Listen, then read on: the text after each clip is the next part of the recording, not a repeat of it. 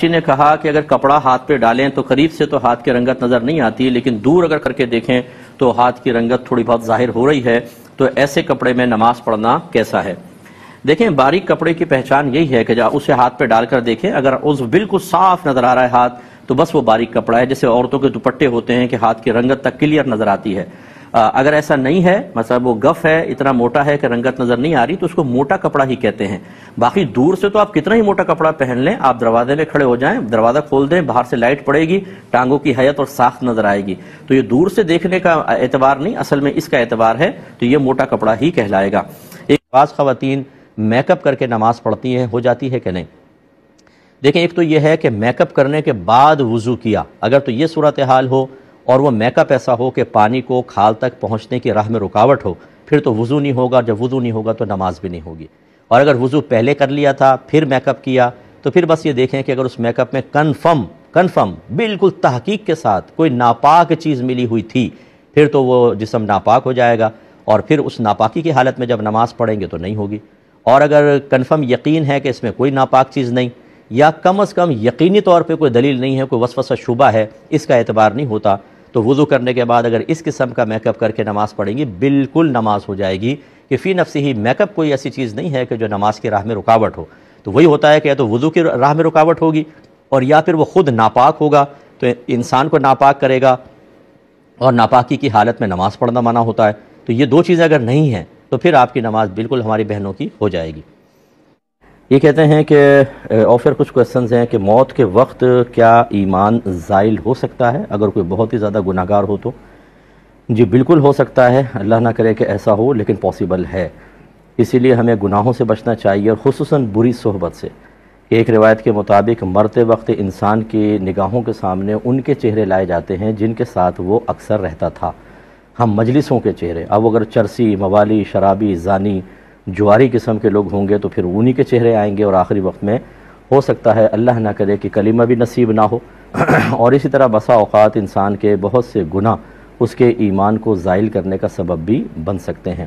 یہ آپ کو پہلے بھی بتایا تھا کہ زوال ایمان کا مطلب یہی ہوتا ہے کہ انسان جو 100% جن چیزوں پر ہمیں یقین ہو، شورٹی ہو، اس میں تذبذب پیدا کرتا ہے، اس کو 98%، 95، 90 پہ لا کر، اور انسان کو شک میں مبتلا کر دیتا ہے، یا یقین نہیں رہتا، غالب گمان یا گمان کی حد تک لے آتا ہے، اور انسان دار اسلام سے خارج ہوتا ہے۔ یہ بھائی کہتے ہیں کہ فجر کی جماعت کے بعد، یہ جو نماز کے بعد جو کہا گیا کہ اپنی جگہ بیٹھے رہیں تو حج اور عمرے کا ثواب ملے گا، یہ کب تک ہے؟ تو دیکھیں، یہ اصل میں فجر پڑھنے کے بعد جب تک اشراق کا وقت نہ ہو جائے، وہ سورج طلوع ہونے کے بعد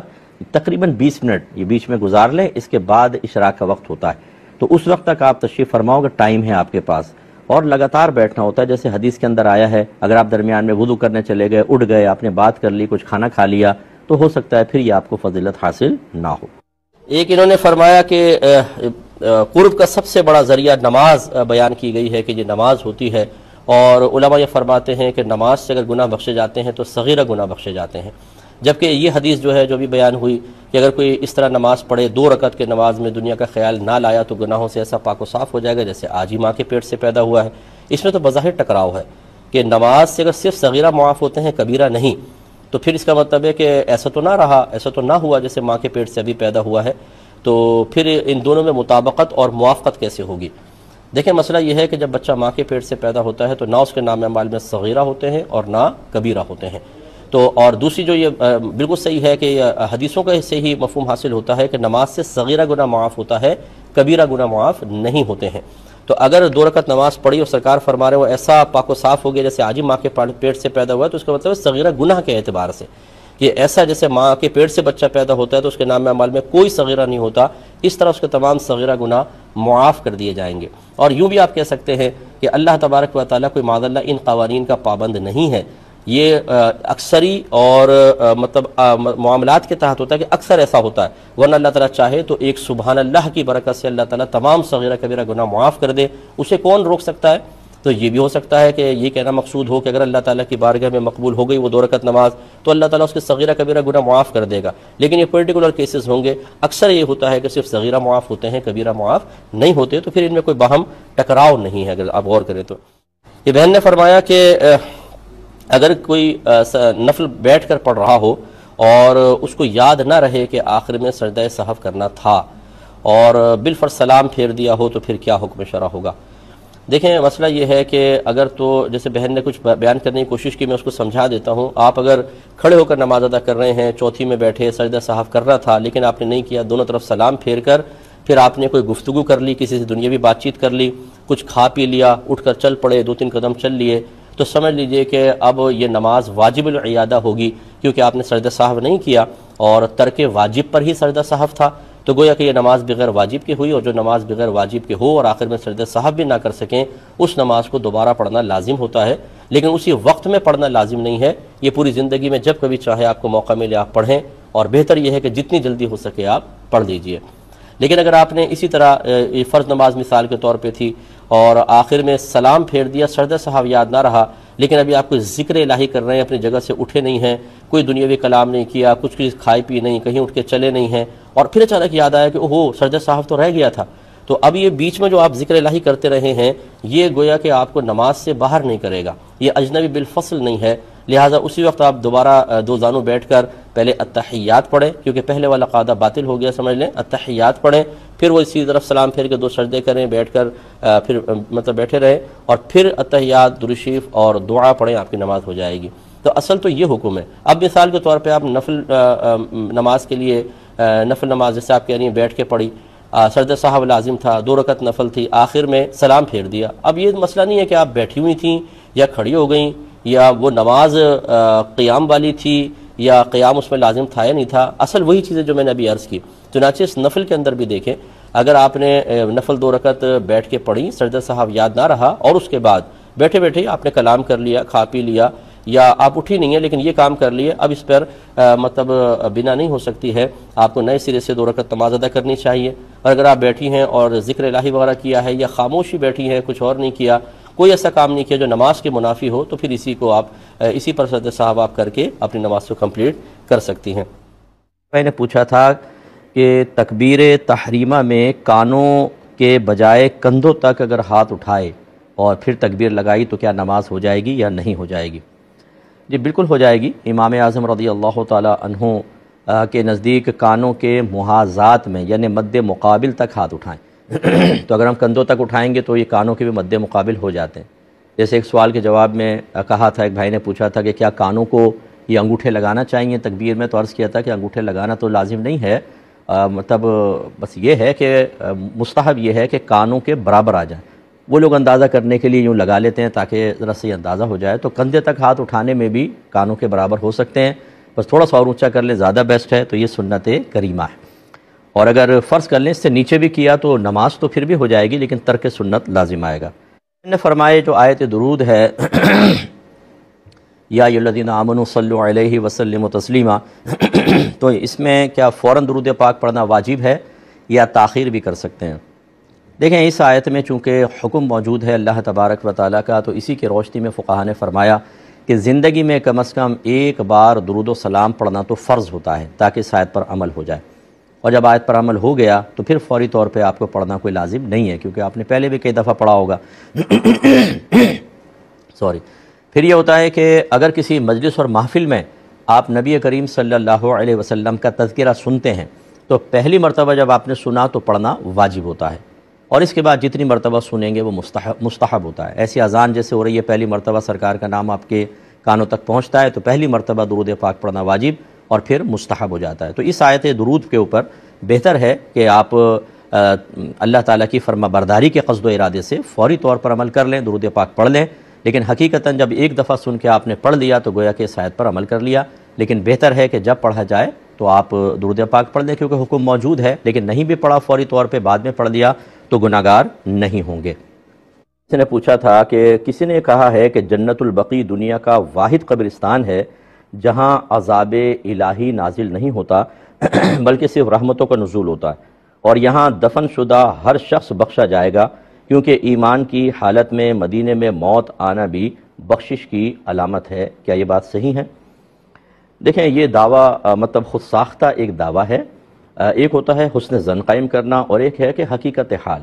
حقیقت حال تو یہ ہے کہ جنت البقیع کے اندر نبی کریم صلی اللہ علیہ وسلم کے زمانہ اقدس کے منافقین بھی دفن کیے گئے ہیں، اور وہ منافق تھے جو منافقین اعتقادیہ تھے، کہ جو نبی کریم کو دل سے نبی تسلیم نہیں کرتے تھے اور وہ مطلب صرف ظاہری طور پہ کلمہ پڑھتے تھے، تو کیا ان کے اوپر رحمتیں نازل ہوں گی؟ لازم بات ہے کہ ان کو تو عذابات قبر ہوں گے۔ تو اس لیے یہ کہنا کہ جنت البقیع میں جو بھی مدفون ہوگا اس پہ عذاب الہی نازل نہیں ہوگا، وہ کیوں؟ دوسری بات ہے کہ کیوں نہیں ہوگا؟ اگر وہ کہتے ہیں کہ اس میں صحابہ کرام مدفون ہیں تو پھر اس کی تخصیص کیا جنت المعلا کے بارے میں آپ نے کیوں نہیں کہا کہ مکہ کے اندر جو جنت المعلا ہے اس میں بی بی خدیجہ الکبریٰ رضی اللہ تعالی عنہا جو سب امت کی والدہ ہیں وہ مدفون ہیں، تو وہاں پر پھر یہ حکم کیوں نہیں لگایا آپ نے؟ واحد اس کو کیوں کہا؟ اور اب بھی بہت سے ایسے ہوں گے جو منافقین، جو بد مذہب قسم کے لوگ اگر وہاں مدفون ہو جاتے ہیں، جیسے جس کا وہاں انتقال ہوتا ہے، جنازہ پڑھایا وہیں دفن کر دیا، تو کیا آپ یہ گمان کرتے ہیں کہ اس کے بارے میں بھی ایسا ہی ہوگا؟ تو اس لیے اس قسم کے یہ حسن ظن تو ہے آپ کا کہ بھئی وہ مبارک قبرستان ہے، لیکن جو شخص بد اعتقادی میں مبتلا ہے یا بالکل ہی مرتد ہو گیا یا دیگر معاملات، اس کے لیے وہاں کیوں عذاب قبر نہیں ہوگا، یہ مسئلہ ہے۔ ہاں، بعض اہل کشف پر یہ ظاہر ہوا کہ انہوں نے دیکھا کہ اگر وہاں کوئی منافق وغیرہ دفنا دیا گیا تو اس کی قبر کو منتقل کر دیا جاتا ہے کہیں اور، لیکن یہ اہل کشف کا کشف ہے جو شرعی طور پر حجت نہیں ہوتا۔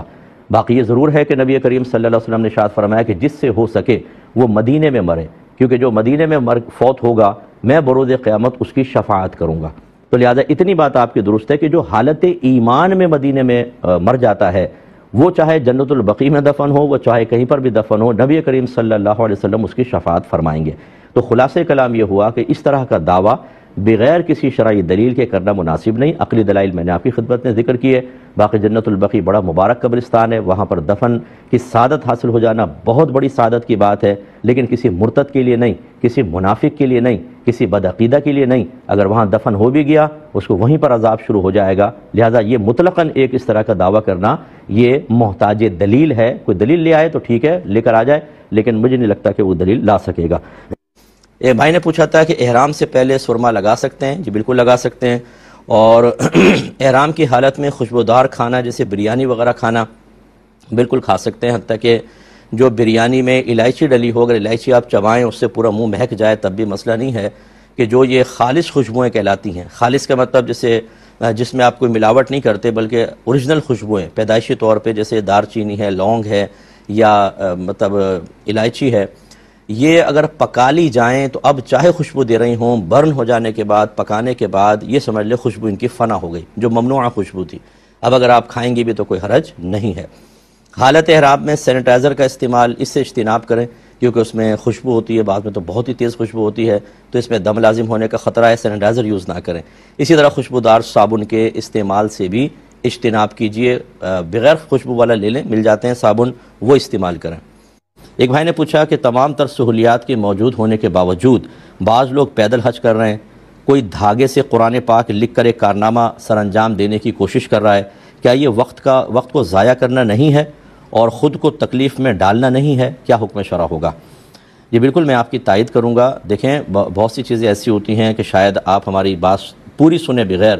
از خود جب فیصلہ کریں تو بولے بہت اچھا ہے، لیکن ہم آپ کو سمجھاتے ہیں۔ پہلی بات تو یہ کہ جب تمام تر سہولیات موجود ہیں آپ کے پاس تو آپ آرام سے جائیں، حج کریں، جہازوں میں جائیں اور سفر وغیرہ اپنا جو آسانی کے ساتھ ہے وہ کریں، اس سے آپ کا وقت بچتا ہے، باقی ٹائم آ کر اللہ تعالیٰ کی عبادات میں صرف کریں، اور اس میں اخلاص کو قائم رکھنا بہت حد تک ممکن ہو سکتا ہے۔ جبکہ پیدل حج کے اندر ہم نے دیکھا ہے کہ جس شخص نے کبھی باطنی گناہوں کے بارے میں نہ پڑھا ہو، اگر چاہیں تو امتحان لے لیں، اس سے پوچھیں کہ ریا کسے کہتے ہیں، اس کی لغوی تعریف کیا ہے، شرعی تعریف کیا ہے، ریائے مخلوط کیا ہے، ریائے غیر مخلوط کیا ہے، جو ریاکاری کرے گا اس کا آخرت میں انجام کیا ہے، اس کو صفر بھی پتہ نہیں ہوگا۔ ایسے حضرات جب یہ پیدل سفر حج پر جاتے ہیں تو ریاکاری سے بچنا اور شیطان کے بہکاوے سے محفوظ رہنا پاسبل ہی نہیں ہوتا۔ جس سٹی سے گزرتے ہیں وہاں لوگ تحفے دے رہے ہیں، تحائف دے رہے ہیں، فوٹو کھینچ رہے ہیں، اپنا کارنامہ بیان کر رہے ہیں کہ جی میں عبادت کے لیے جا رہا ہوں، حالانکہ نبی کریم صلی اللہ علیہ وسلم نے سب سے افضل صدقہ وہ قرار دیا کہ اس طرح چپ چاپ دینا کہ سیدھا ہاتھ دے تو الٹے ہاتھ کو خبر نہ ہو، حتی الامکان اپنی چیز کو، عبادات کو پوشیدہ رکھیں، یہ ڈنکے بجا کر، اور پھر وہ حفظ نفس، ہر جگہ استقبال، اور دیگر لوگ بھی پھر یہی اپنی تمنا رکھتے ہیں کہ ہمیں بھی کوئی ایسی عبادت کا موقع مل جائے جس میں ہماری واہ واہ ہو، ہماری فوٹو کھنچ جائے، ہمارے بارے میں ہمارے کارنامے بیان ہوں۔ یہ تو میدان محشر میں پہنچنے دیں، میں کوئی حکم تو نہیں لگاتا کہ اللہ ہی بہتر جانتا ہے کیا ہوگا، لیکن جو ظاہر قرآن ظاہر حدیث کے مطابق ہے، یہ شخص وہاں جا کر ایسے لوگ بہت زیادہ شرمندہ ہوں گے، کیونکہ انہوں نے اپنے حج کو بیچا ہے، انہوں نے ریاکاریاں کی ہیں، اپنے حج کا کرنے سے پہلے اتنا بینیفٹ اور بدلہ لے لیا ہے کہ آخرت میں شاید ان کو کچھ بھی نہ ملے، اس لیے بالکل مناسب نہیں ہے۔ اسی طریقے سے یاد رکھیں کہ قرآن کو مختلف اس طرح طریقے سے لکھنا کہ دیکھنے والے صرف دیکھیں، واہ واہ کریں، انعام دیں، ایوارڈ مل جائیں، تاریخ میں نام آ جائے اور وہ قرآن پڑھا نہ جائے، یہ سخت مکروہ ہے۔ علماء نے فرمایا اتنا چھوٹا قرآن چھاپنا کہ وہ پڑھا ہی نہ جائے، یہ سخت مکروہ ہے۔ اسی طریقے سے اس طرح ڈیزائن کر کے آیات لکھنا کہ سمجھ نہیں آ رہا کون سی آیت ہے، لیکن کلر کمبینیشن ایسا ہے، لکھنے میں ذرا خوبصورت لگا تو جی واقعہ شاہکار ہے۔ قرآن پاک شاہکار بنانے کے لیے نہیں دیا گیا، قرآن پڑھنے کے لیے دیا گیا، ہدایت حاصل کرنے کے لیے دیا گیا۔ جب ہم قرآن کو ماذ اللہ ثم ماذ اللہ ایک ڈیکوریشن پیس بنا دیں گے، صرف ہم اس کو ایک تماشے کی طرح بنا دیں گے، تبھی ہم مسلمانوں کے لیے ذلت اور رسوائی ہے پوری دنیا میں کہ جس طریقے سے قرآن سے کم حقوق فیض حاصل کرنا چاہیے وہ چھوڑ دیا، اپنی مرضی کی چیزیں ایجاد کر کر کے اور اس سے دنیاوی بینیفٹس لے لے کر ہم نے قرآن کی روح کو ختم کر دیا۔ آج ہمارا حشر سامنے ہے۔ تو یہ دھاگے سے قرآن لکھنا، بہت ہی باریک قرآن لکھنا، بہت ہی بڑا قرآن لکھنا کوئی کمال نہیں ہے۔ اصل یہ ہے کہ اس انداز سے آپ کام کریں کہ لوگ قرآن کے قریب آ کے اس کو پڑھیں، ان کو ہدایت ملے، یہ ہے اصل چیز۔ ان چیزوں کا آخرت میں کوئی بینیفٹ نہیں۔ اگر دھاگے سے پورا قرآن لکھ دیا تو لائیں کوئی قرآن یا حدیث کی کوئی آیت کہ جی آخر میں آپ کو آخرت میں بہت بڑا انعام ملے گا،